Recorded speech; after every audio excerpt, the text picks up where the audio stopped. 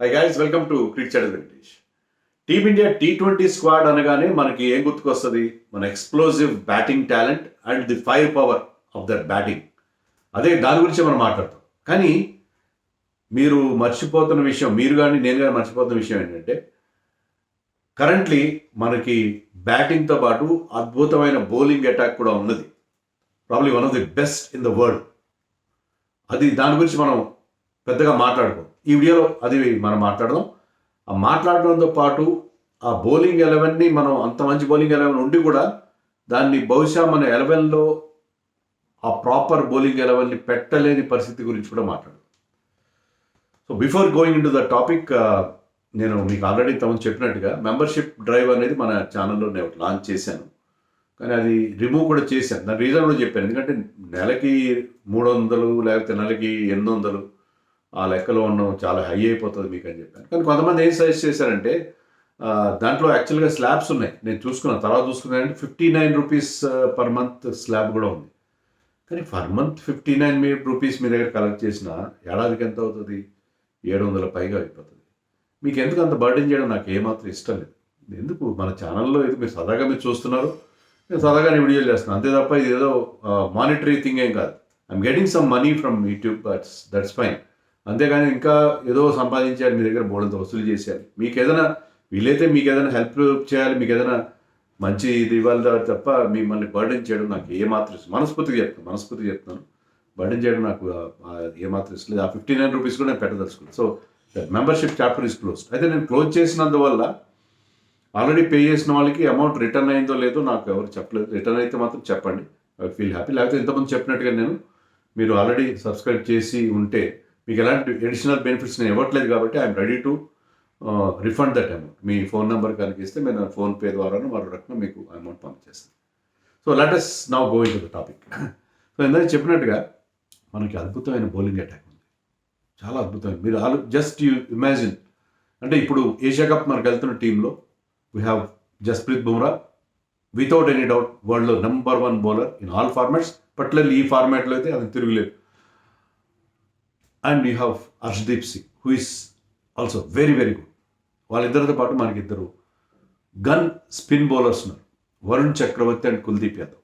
వీళ్ళిద్దరికిద్దరు కూడా తిరుగులేని bowlers. So ఈ నలుగురు ఉన్న బౌలింగ్ అటాక్ అంటే ప్రపంచంలో ఏ బ్యాటింగ్ లైన్ అప్ అయినా భయపడి తీరుతుంది.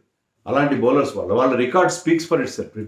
రికార్డ్తో పాటు వాళ్ళు క్రియేట్ చేసిన ఇంపాక్ట్ కూడా వరల్డ్ క్రికెట్లో అద్భుతంగా ఉంది. సో అలాంటి బౌలింగ్ అటాక్ ఉంది. ఈ నలుగురు just imagine Bumrah and Harshdeep sharing the new ball and getting some wickets in power play. Harshdeep swing చేస్తాడు, బుమ్రా దగ్గర బౌల్డ్ని ఆయన అమ్ముల పొదిలో బౌల్డ్ని అస్సరాలు. సో వాళ్ళిద్దరూ పవర్ ప్లేలో వికెట్స్ తీస్తారు, రన్స్ కంట్రోల్ చేస్తారు. మళ్ళీ బ్యాక్ ఎండ్లో మళ్ళీ డెత్ ఓవర్లో కూడా ఇద్దరు ఈక్వల్లీ గుడ్. ఇద్దరి దగ్గర యార్కర్స్ ఉన్నాయి, రకరకాల వేరే అస్త్రాలు వాళ్ళిద్దరి దగ్గర ఉన్నాయి. So 8 overs from those 2. And middle ఓవర్స్లో అంటే బిట్వీన్ 7 to 15 అనుకోండి, 7 to 14 అనుకోండి, 7 to 15లో 8 overs from Kuldeep Yadav and Varun Chakravarthi.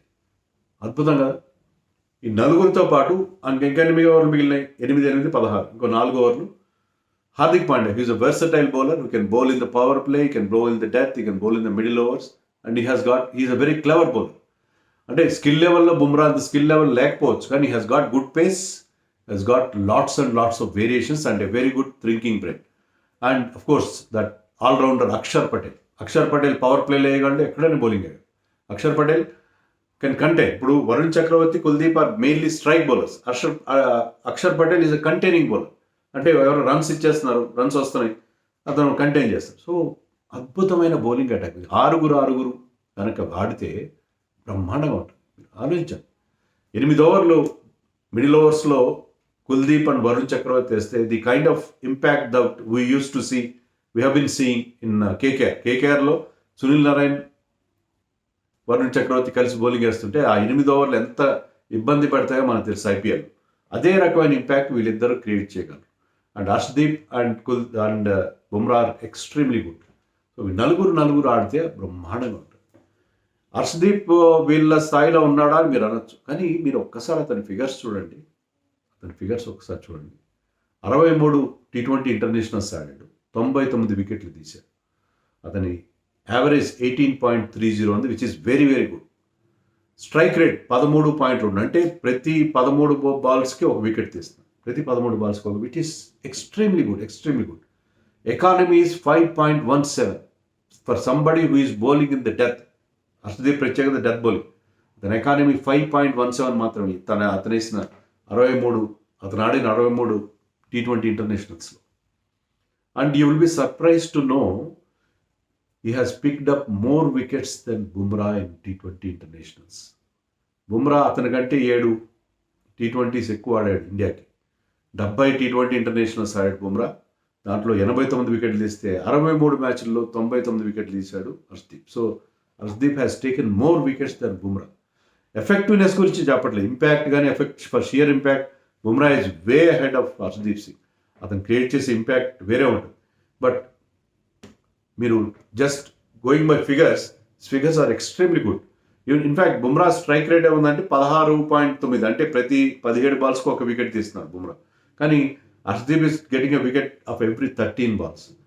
Economy కూడా బుమ్రాది హైగా ఉంది surprisingly than Harshdeep. Bumrah is giving 6.27 runs per over.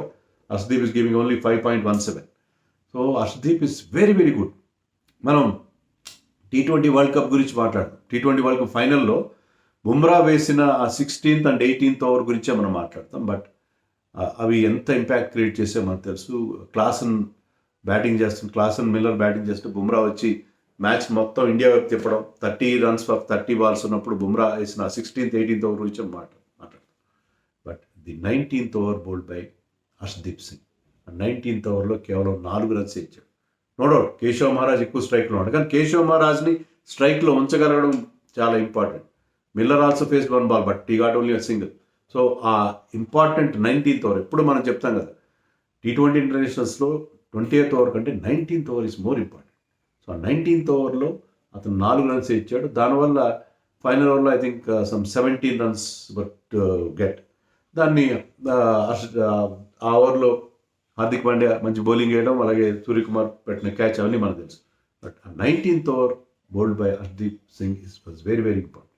So వీళ్ళిద్దరూ ఉన్నారు మనకి ఓపెనింగ్ బౌలింగ్ చేయడానికి, తర్వాత డెత్లో బౌలింగ్ చేయడానికి. మిడిల్ ఓవర్స్లో కుల్దీప్ వరుణ్ ఉన్నారు. కానీ ఆ కుల్దీప్ వరుణ్ ఫిగర్స్ కూడా చెప్తాను. కుల్దీప్ యాదవ్ ఇంతవరకు 40 T20 ఇంటర్నేషనల్స్ ఆడాడు, 69 వికెట్లు తీశాడు. సో మామూలుగా ఏంటంటే T20స్లో మీరు if you are good bowler అంటే 40 మ్యాచ్లకి 40 వికెట్లు తీస్తారు. కానీ 40 మ్యాచ్లకి 69 వికెట్లు తీస్తే దట్ ఈస్ అన్ ఎక్స్ట్రాడినరీ. 40 మ్యాచ్లు 40 వికెట్లు తీస్తారు అనుకోండి, you're considered to be good bowler, above average bowler. కానీ 40 మ్యాచ్ల్లో 69 వికెట్లు. సో అతని స్ట్రైక్ పవర్ ఎంత ఉంది, ఎన్ని వికెట్లు తీస్తాడు అతను అనేది నాకు అర్థం అవుతుంది. అతని యావరేజ్ ఎంత తక్కువ ఉంటుంది మంచిది, 14.07, విచ్ ఈజ్ ఎక్స్ట్రీమ్లీ గుడ్. 40 మ్యాచ్లు ఆడి ఇప్పటికీ అతని యావరేజ్ 14 ఉందంటే చాలా చాలా గొప్ప ఇది. అండ్ అతని ఎకానమీ 6.77. సో ఓవర్కి 6.5 runs మాత్రం ఇస్తున్నాడు, విచ్ ఈజ్ ఆల్సో గుడ్. మీకు తెలుసు కదా ఓవర్కి 6 runs ఇవ్వడం అంటే T20స్లో ఇప్పుడున్న పరిస్థితుల్లో. అండ్ స్ట్రైక్ రేట్ ఈస్ 12.4, అంటే ప్రతి 12.5 బాల్స్కి ఒక వికెట్ తీస్తున్నాడు. ప్రతి 12.5 బాల్స్కి ఒక వికెట్ తీస్తున్నాడు, విచ్ ఈజ్ ఎక్స్ట్రీమ్లీ గుడ్. అంటే 2 ఓవర్లకి ఒక వికెట్ గ్యారెంటీ. అంటే మ్యాచ్కి 2 వికెట్లు తీస్తాడు అతను, ఆల్మోస్ట్ దగ్గర 2 వికెట్లు తీస్తాడు. ఈవెన్ వరుణ్ చక్రవర్తి ఫిగర్స్ కూడా అలాగే ఉన్నాయి. వరుణ్ చక్రవర్తి ఆడింది తక్కువ, 18 మాత్రం ఆడాడు. 18లో 33 వికెట్లు తీశాడు, which is extremely good. Almost 2 wickets per match. అతని యావరేజ్ కూడా 14.57 ఉంది, అది కూడా చాలా బాగుంది. ఎకానమీ కూడా 7.02, which is also extremely good. ఇతర స్ట్రైక్ రేట్ కూడా సేమ్ 12.4, అంటే ప్రతి 12.5 బాల్స్కి ఒక వికెట్ తీస్తారు. సో ఇద్దరు కూడా మిడిల్ ఓవర్స్లో వికెట్స్ తీయడంలో, ముఖ్యంగా వికెట్స్ తీయడంలో, రన్స్ కంటైన్ చేయడంలో అద్భుతమైన ఫిగర్స్ ఉన్నారు. కానీ ఇంత మంచి 4 బౌలర్స్ ఉన్నారు. వీళ్ళకి సపోర్ట్గా మీకు 2 ఆల్రౌండర్స్ ఉన్నారు, అక్షర్ పటేల్ అండ్ హార్దిక్ పాండ్యా. కానీ ఇక్కడ ప్రాబ్లం ఏమైందంటే, ఇది అసలు ప్రాబ్లం, అసలు విషయం ఇది. ఈ 4 మనం ఆడించుకునే పరిస్థితులు చాలా తక్కువ. అయితే మీరు కుల్దీప్ని, వరుణ్ చక్రవర్తి ఇద్దరు ఆడిస్తారు. బట్ హర్షదీప్ని డ్రాప్ చేసి బుమ్రా, హార్దిక్ పాండ్యాతో మీరు సరిపుస్తారు. ఎందుకంటే అక్షర్ పటేల్ మరో స్పిన్నర్ ఉన్నాడు, అంతగా అవసరమైతే మీకు 4 స్పిన్నర్గా అభిషేక్ శర్మ ఉంటాడు. సో అలాగే లేదు కొంచెం పేస్ బౌలర్స్కి అక్కడ హెల్ప్ ఉందనుకుంటే you play both Arshdeep, Bumrah, Hardik Pandya ఉంటాడు అలాగే థర్డ్ సిమ్మర్గా, and you play Varun Chakravarthy and Akshar Patel, and you will might drop Kuldeep Yadav. Kuldeep యాదవ్ను హర్షదీప్ సింగ్ను ఇద్దరిలో ఎవరో ఒకరిని మనం డ్రాప్ చేసాం. ఈ నలుగురు top class bowlers, world class bowlers, ఈ నలుగురు వరల్డ్ క్లాస్ బౌలర్స్ని మనం ఆడించుకునే పరిస్థితి లేదు. దానికి కారణం ఏంటంటే మీకు బ్యాటింగ్ డెప్త్ కావాలి. ఈ నలుగురు కూడా టెయిల్ ఎండర్స్. ఇక్కడ ప్రాబ్లం ఏంటంటే Harshdeep can bat a bit, even Bumrah can bat a bit, Kuldeep can bat a bit. అయినా సరే ఆ బిట్ సరిపోదు. మీకు ఏంటంటే ఇప్పుడు T20s డైనామిక్స్ కంప్లీట్గా మారిపోయినాయి. దాంట్లో you have to have batting depth up to number 8. So number 8లో అక్షర్ పటేల్ లాంటి వాడు రావాలి. అది అంటే అక్షర్ పటేల్ ముందుకు వెనక్కి జరుగుతుంది, ఫ్లోటర్గా వాడతారు, but somebody like Akshar Patel number 8లో రావాలన్నట్టుగా ఉంటుంది. దానివల్ల ఏంటంటే నెంబర్ 8 బ్యాటింగ్ వస్తుందా అని కాదు, నెంబర్ 8 బ్యాటింగ్ వచ్చినా రాకపోయినా అంతకుముందు ఆడిన వాళ్ళు ముఖ్యంగా 15th ఓవర్కి ఒక 5 వికెట్లు పడ్డాయనుకోండి, ఆ తర్వాత బ్యాట్స్మెన్కి ఏమన్నారంటే నేను అవుట్ అయినా ఇంకా ఇద్దరు బ్యాట్స్మెన్ ఉన్నారు అనే ఒక అతనికి ఒక కాన్ఫిడెన్స్ ఉంటే ఏంటంటే ఈ కెన్ గో ఫర్ ఈ షాట్స్. లేకపోతే ఏంటంటే అతను సింగిల్స్ ఇస్తూ రిస్క్ ఫ్రీ గేమ్ ఆడాల్సి ఉంటుంది. సో అందుకని ఇప్పుడు మన ఇండియన్ టీమే కాదు, అందరు కూడా నెంబర్ 8 దాకా బ్యాటింగ్ పెడుతున్నారు. కేవలం 3 టెయిల్ ఎండర్స్తోనే వెళ్తున్నారు. మరి ఇక్కడ చూస్తే మీకు కుల్దీప్, వరుణ్, బుమ్రా, హర్షదీప్ నలుగురు కూడా టెయిల్ ఎండర్స్. దానివల్ల మీకు బ్యాటింగ్ 7th ఆగిపోతుంది. 7th బ్యాటింగ్ ఆగిపోతే మీకు కష్టం అవుతుంది. ఇక్కడ వచ్చిన మనకి చిక్కు సమస్య. మనం ఈ నలుగురిని ఆడించుకొని ఆ ఇద్దరు ఆల్రౌండర్స్ తోటి బ్రహ్మాండంగా ఉంటుంది. కానీ అలా ఆడించడే మన వాళ్ళు ఒకరిని డ్రాప్ చేస్తారు. ఒకరిని డ్రాప్ చేసి ఏముంది మనకి 5 బౌలర్స్ ఉంటారు, 5 పక్కా బౌలర్స్ ఉంటారు, ప్లస్ మీకు అవసరమైతే తిలక్ వర్మ, అభిషేక్ శర్మ, శివం దుబే ఇలాంటి వాళ్ళు మీకు they can chip in with couple of overs. So 6th bowling option, 7th bowling option కూడా మీకు ఉంటుంది. కాబట్టి ఈ నలుగురిని కాకుండా ఒకరిని డ్రాప్ చేస్తారు. నలుగురిని ఆడించుకుంటే మాత్రం అద్భుతంగా ఉంటుంది. మీరు బౌలింగ్ మీద డిపెండ్ అవుతాయి. ఎందుకంటే bowlers win you championships, bowlers win you tournaments, batsmen win you matches. కానీ అలా ఆడిస్తారా? నేను చూశాను. నేను ఒకసారి వెనక్కి వెళ్ళి చెక్ చేసి ఇటీవల కాలంలో ముఖ్యంగా గౌతమ్ గంభీర్ వచ్చినా అంతకుముందు వచ్చినా కూడా అకేషనల్గా మనం నలుగురు టెయిల్ ఎండర్స్తో అంటే నలుగురు